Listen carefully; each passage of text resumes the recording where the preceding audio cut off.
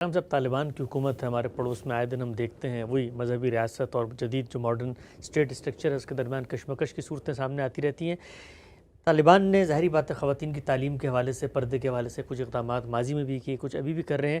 ایک استدلال یہ پیش کیا جاتا ہے کہ ہر ملک کا ایک کلچر ہوتا ہے، ایک نارم ہوتا ہے، اس کی کچھ فاؤنڈیشن، کچھ روٹس، ہیریٹیج ہوتی ہیں، اس کے مطابق اس کے پس منظر میں وہاں پر جو لوگ اقتدار پر بیٹھے ہوئے ہیں ان کے اقدامات کو دیکھنا چاہیے۔ افغانستان ایک ٹرائبل کلچر ہے، وہاں پر زیادہ تر لوگ، ظاہری بات ہے اکثریت مسلمانوں کی ہے، تو پردہ ان کا ایک شناخت ہے۔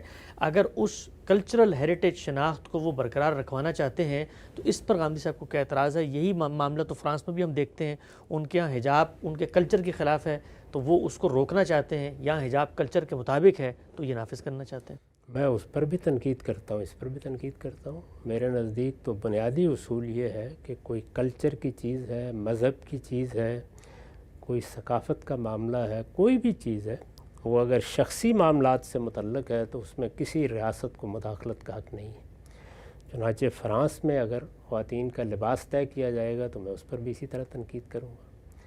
ترکی میں یہ معاملہ ہوا تو اس پر بھی ہم اسی طریقے سے تنقید کرتے رہے۔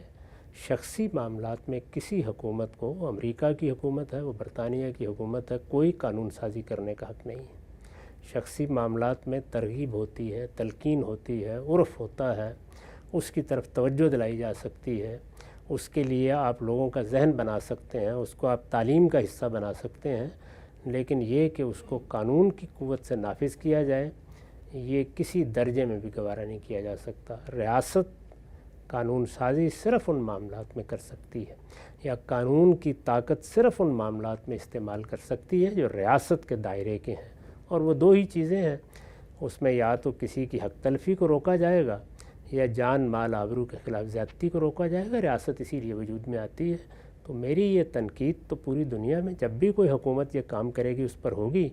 چنانچہ امریکی قانون میں بھی یہاں شخصی معاملات میں مداخلت کی گئی ہے، میں اس کو بالکل غلط اور ناجائز کہتا ہوں۔